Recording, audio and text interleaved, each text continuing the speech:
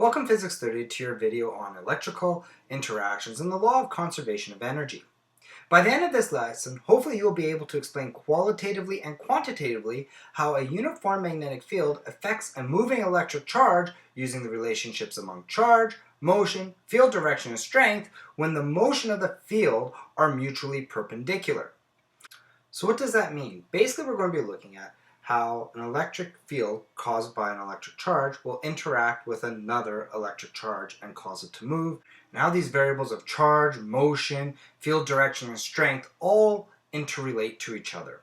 Also, we'll be looking at how when an electric charge goes through two parallel plates, creating a magnetic field, how motion, the field strength and direction, and charge all interact with each other in that situation. So let's start off here. Let's start off by reviewing the electrical interactions between two charges. We know that a charged electric field does indeed experience an electrostatic force, and if it is free to move, it will accelerate. Let's take a look at this diagram to understand what this means. So basically, from Coulomb's law, we know as this negative charge moves closer to the positive charge, the distance between them decreases, so the radius decreases, which means my force is going to increase. Because remember, my electrostatic force is inversely proportional to the square of the radius. So once again, as this negative moves closer, the force is increasing. We also know that force is equal to mass times acceleration. So as my force is increasing, that means the acceleration of this little negative particle is going to increase as well. So we have two variables here being affected when we're doing calculations. We have acceleration increasing at the same time where my distance is decreasing. So what does that mean? We have two changing variables, which makes it very difficult to do calculations without calculus. We would need calculus to do that. So instead of looking at things in terms of acceleration, we're going to look at things in terms of energy. So we're going to use the conservation of energy to help us with calculations involving the magnetic field, strength and direction, and motion. Let's take a look at our first example. We have a pith ball here at position A with a mass of 2.4 times 10 to the negative 4 kilograms and has a positive charge of 1.2 times 10 to the negative 8 coulombs, and it's initially at rest. At this position, the ball has a total potential energy of 3.0 times 10 to the negative 7 joules. When released, the ball moves to position B, which now has an electric potential energy of 1.5 times 10 to the negative 8 joules. We want to find the speed of the pith ball at position B. So let's start off by writing everything we know.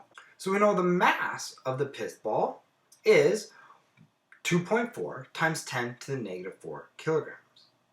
We know my initial potential energy is 3.0 times 10 to the negative 7 joules. We know the charge of the pith ball is 1.2 times 10 to the negative 8 coulombs, and we know my final electric potential energy is 1.5 times 10 to the negative 8 joules. And we want to find the speed of the pith ball at position B, which is the final velocity of the pith ball. So if we remember, due to the law of conservation of energy, energy must be conserved. So that means my potential initial energy plus my kinetic initial energy must equal to my potential final energy plus my kinetic final energy. And since we're starting at rest, my kinetic energy is going to be 0 for the initial.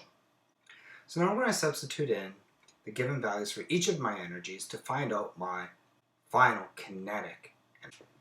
So I end up with 3.0 times 10 to the negative 7 joules for my initial potential energy is equal to 1.5 times 10 to the negative 8 joules for my final potential energy plus my final kinetic energy.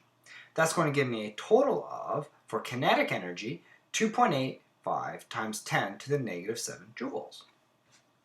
Since we know that kinetic energy is equal to 1/2 mv squared, we can now solve for velocity. So if we arrange this formula, we could get velocity squared is equal to 2 times my kinetic energy divided by the mass. And then square root both sides, so I end up getting velocity is equal to the square root of 2 times the kinetic energy divided by my mass. Now I'm going to use my substitution. So I'm going to get my velocity is equal to the square root of 2 times 2.85 times 10 to the negative 7 joules divided by 2.4 times 10 to the negative 4 kilograms. And that's going to give me a total of 4.9 times 10 to the negative 2 meters per second. So we know my velocity, or the final velocity at point B, or position B, is equal to 4.9 times 10 to the negative 2 meters per second. So let's consider this monkey once again. As the monkey here does work on the positive charge, he increases the energy of that charge. The closer he brings it to the positive charge, the more electric potential it has. When he releases the charge, work gets done on the charge, which changes its energy from electric potential energy into kinetic energy. Every time he brings the charge back, he does work on the charge. If you brought the charge even closer to the positive object, it would have more electric potential energy. If you brought 2 or 3 charges instead of 1 charge, he would have to do more work. So we would have to create more electric potential energy altogether. Electric potential energy could be measured in joules, just like any other form of energy. Now looking at these formulas here, basically what the monkey is doing is applying a force to the charge over a distance. We also know that electric force is equal to charge times an electric field. So in other words, we could say work is equal to charge multiplied by electric field multiplied by distance. And that's the work that the monkey's doing, is carrying a charge across an electric field a certain distance. So we basically here have 2 formulas to work with. We have work is equal to, like we derived from before, charge times our electric field multiplied by distance. And we also know that electric field multiplied by distance is actually our potential difference. So we could also say that work is equal to charge multiplied by our potential difference, which is the voltage. So now let's apply this idea to parallel plates. In this diagram, I have a negative plate on the top and I have a positive plate on the bottom. We learned before that electric field lines are going to go from a positive to a negative. So my electric field lines here are going up. But I have a negative charge in this diagram. And we know negative charges are going to repel from each other. And a negative and positive charge are going to attract because opposites attract. So the force applied on this charge will be going down. And as we learned before, work is equal to force times distance. Or we also learned that work is equal to my charge multiplied by my magnetic field multiplied by the distance of which you'll have to go. Or my potential difference between the 2 plates multiplied by the charge is going to be equal to work. Now, something else very interesting happens here. As my charge moves away from my negative plate, we know the repelling force between the negative plate and the charge is going to decrease. But while that force decreases, the force between the negative charge and the positive charge will increase as the negative charge approaches it. So in other words, the force of the negative plate on the negative charge decreases as the charge moves at the same rate as which the positive plate on the negative charge increases. And remember, force is equal to mass times acceleration, so that means my force on this charge will be constant, meaning my acceleration will be at a uniform rate. And this allows us to do much more calculations, because now we have a constant acceleration. And if we have a constant acceleration, we could do very similar style questions and calculations as we did with gravity. So now we could be looking at questions very similar to as we did in Physics 20 involving gravity. Basically what we're saying is between 2 plates there's an electric field. And this electric field could do work, which is force times distance, to an object with no kinetic energy, so that object gains kinetic energy. What does this mean? This means that work is equal to the change in kinetic energy. And we also know that work is equal to my charge times my potential difference, which must be then equal to kinetic energy, which is 1/2 mv squared. So my units for this are very specific. So this little q refers to not the charge of the plates, but the charge of my particle moving. This V stands for the voltage between my plates, or potential difference between the plates. The mass is the mass of the charge, not the plates. And the velocity is referring to the moving charge. So everything here refers to the charge, or my little object moving, except for the voltage, which is the potential difference of my two parallel plates. Let's take a look at our first example involving two parallel plates. So here we have two parallel plates connected by a power supply, as shown in this figure here. We have a potential difference between these plates of 2.0 times 10 to the 3 volts. We know the mass of the charge particle between is 3 times 10 to the negative 15 kilograms. And we know the charge of that particle is 2.6 times 10 to the negative 12 coulombs. We want to determine the speed of the sphere the instant just before it hits the plate. So we're going to use energy to help us with this. So we know the energy at position A must equal to the energy at position B. So that means my kinetic energy plus my initial potential energy must equal to my final potential energy plus my final kinetic energy. We know my initial potential energy is charge times my voltage, and we know the initial kinetic energy is 0. We know my final potential energy is 0, and we know my final kinetic energy is 1/2 mv squared. So now we could simplify this to saying charge times my potential difference is equal to 1/2 the mass of the charge multiplied by its velocity squared. I can rearrange this to get the velocity squared is equal to 2 multiplied by my charge multiplied by the potential difference, all divided by my mass of the charge. Then I'm going to square root both of these to end up getting my velocity is equal to the square root of all of 2 multiplied by the charge multiplied by my voltage divided by my mass.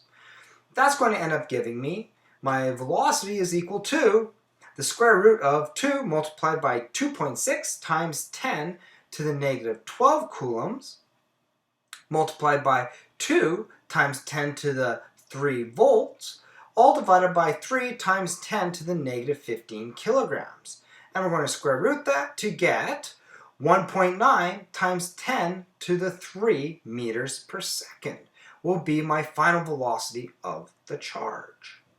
So in our next question, we're going to be making it a little bit more difficult. We're going to add an initial velocity that is in the same direction as our electrostatic force. So in this case, we have an electron traveling at 3.4 times 10 to the 3 meters per second.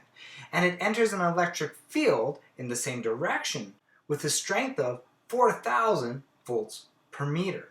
Now we want to find the final velocity of this electron as it reaches the positive plate if these plates are separated by a distance of 3.4 times 10 to the negative 2 meters.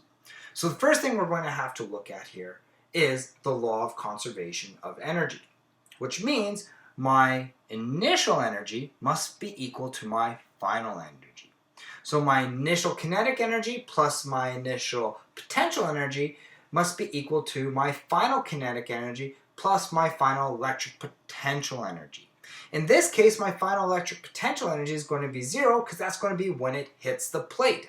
So now we're going to substitute in my formulas for my energy. So I'm going to have 1/2 of the mass of the electron multiplied by the initial velocity of the electron squared plus the charge of the electron multiplied by my electric field strength multiplied by the distance of the plates is going to be equal to 1/2 of the mass of the electron multiplied by its final velocity squared. And we're trying to isolate for the final velocity here. So my final velocity squared after rearranging is going to be equal to my initial velocity squared plus 2 multiplied by the charge of the electron multiplied by my electric field strength multiplied by the distance between plates divided by my mass. Now, since my final velocity is squared, I'm going to have to square root both sides, which will give me my final velocity is going to be equal to the square root of my initial velocity squared plus 2 multiplied by my charge of the electron multiplied by my electric field strength multiplied by the distance between the plates divided by my mass. And that's going to end up giving me, once I substitute in, 3.4 times 10 to the 3 meters per second, and we have to square that, plus 2 times the charge of an electron, if we look at our data sheet, is 1.6 times 10 to the negative 19 coulombs, multiplied by 4,000 volts per meter, and then we're going to have to multiply that by 3.4 times 10 to the negative 2 meters, divided by the mass of an electron, which according to our data sheet is 9.11 times 10 to the negative 31 kilograms. And we have to square root that all to end up getting my final velocity is going to be equal to 6.91 times 10 to the 6 meters per second. So that's going to be the end of our first lesson dealing with electrical interactions between two charged particles and plates using the conservation of energy. Our second video is going to be looking at charges going now not just perpendicular to plates, but starting with initial velocity parallel to plates and how we could do calculations on that.